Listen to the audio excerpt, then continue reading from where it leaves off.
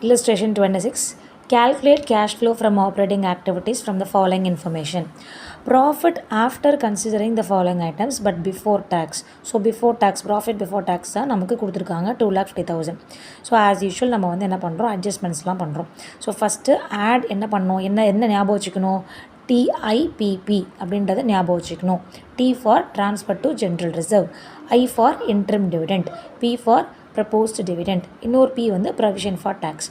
இதில் இருக்கிற ஐட்டம் நம்ம சொன்ன ஐட்டமில் ஒரே ஒரு ஐட்டம் தான் இருக்குது. என்ன இருக்குது, ட்ரான்ஸ்ஃபர் டு ஜென்ரல் ரிசர்வ் மட்டும் தான் இருக்குது. ஸோ அதை மட்டும் எடுத்து போட்டு நம்ம ஃபஸ்ட்டு ஆட் பண்ணிக்கிறோம்.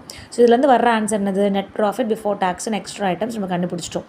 ஸோ இப்போ என்ன ஆட் பண்ணணும், add non cash and non operating expenses இதெல்லாம் தான் ஆட் பண்ணணும். அதுக்கப்புறம் லெஸ் பண்ணுறது நான் ஆப்ரேட்டிங் இன்கம் வந்து லெஸ் பண்ணணும். ஓகேவா. இப்போ இதில் எதெல்லாம் வந்து நான் கேஷ் அண்ட் நான் ஆப்ரேட்டிங் ஐட்டம்ஸ்னு பார்த்தீங்கன்னா, ஃபஸ்ட்டு டிப்ரிசியேஷன் வரும், அமார்டைசேஷன் வரும், அதுக்கப்புறம் கெயின் வந்து லெஸ் பண்ணுவோம். இந்த 3 ஐட்டம் தான், அவ்வளோதான். இந்த 3 ஐட்டமை வந்து இது ரெண்டுத்தை ஆட் இந்த டிப்ரிசியேஷனும் அமார்டைசேஷனும் ஆட் பண்ணிவிட்டு லெஸ் பண்ணுறது கெயின் ஆன் சேல் ஆஃப் லேண்டை லெஸ் பண்ணிட்டீங்கன்னா உங்களுக்கு வர்ற answer operating profit before working capital changes 4,40,000 வந்துருச்சா. ஸோ இது கூட நம்ம தேர்ட் ஸ்டெப் என்ன பண்ணுவோம், டிக்ரீஸ் அந்த கரண்ட் ஆப்ரேட்டிங் ஆக்டிவிட்டீஸ் அதோட டிஃப்ரென்ஸ் அதெல்லாம் நம்ம வந்து போடுவோம். ஸோ இதில் ஆப்ரேட்டிங் தனியாகவே கொடுத்துட்டாங்க, என்னன்னு சொல்லிட்டு பொசிஷன் என்னென்னு கொடுத்து. ஸோ ட்ரேட் ரிசீவபிள் அசட் என்ன ஆயிருக்கு, அதிகமாகிருக்கு. So increase in asset. ஓகேவா.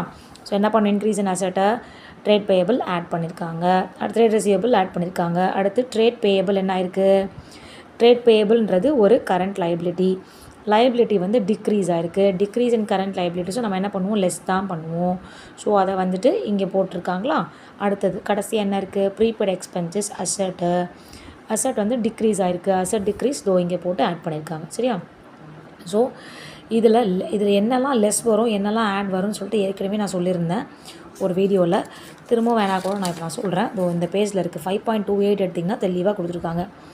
கரண்ட் அசட் வந்து எப்போ இன்க்ரீஸ் ஆகும், கரண்ட் அசட் நம்ம புதுசாக ஒன்று பர்ச்சேஸ் பண்ணுறோம் அப்படின்னா கேஷு குறையும். இதே கரண்ட் அசட்டை விற்கிறோம் டிக்ரீஸ் ஆகுது அப்படின்னா அப்போ வந்து காசு உள்ளே வரும், கேஷ் இன்க்ரீஸ் ஆகும். கரண்ட் லைபிலிட்டி வந்து எப்போ வந்து இன்க்ரீஸ் ஆகிருக்கோ அப்போ நம்ம வந்து கடன் யாருக்கும் கொடுக்கவே இல்லைன்னு அர்த்தம். அப்போ கேஷ் வந்து இன்க்ரீஸ்டு ஸ்டேட்டஸ்லேயே இருக்கும். கரண்ட் லைபிலிட்டி யாருக்கா கடனை கொடுத்துட்டோம் அப்படின்னா நம்ம காசு குறைஞ்சிரும். ஸோ இன்க்ரீஸ் ரெண்டுத்தையும் வந்துட்டு ஆட் பண்ணணும், டிக்ரீஸ் ரெண்டுத்தையும் லெஸ் பண்ணணும். அதே கான்செப்ட் தான் இங்கே. சரியா. எதெல்லாம் இன்க்ரீஸ் ஆகிருக்கோ அதை ஆட் பண்ணுறோம், எதெல்லாம் இதெல்லாம் டிக்ரீஸ் ஸ்டேட் கேஷ் டிக்ரீஸ் ஆகிருக்கோ அதெல்லாம் வந்து லெஸ் பண்ணுவோம். சரியா. அந்த வீடியோனா ஒரு தடவை போய் பார்த்துட்டு வந்துட்டு அதுக்கப்புறம் அந்த சம் போடுங்க, இதை புதுசாக பார்க்குறவங்க. Thank you.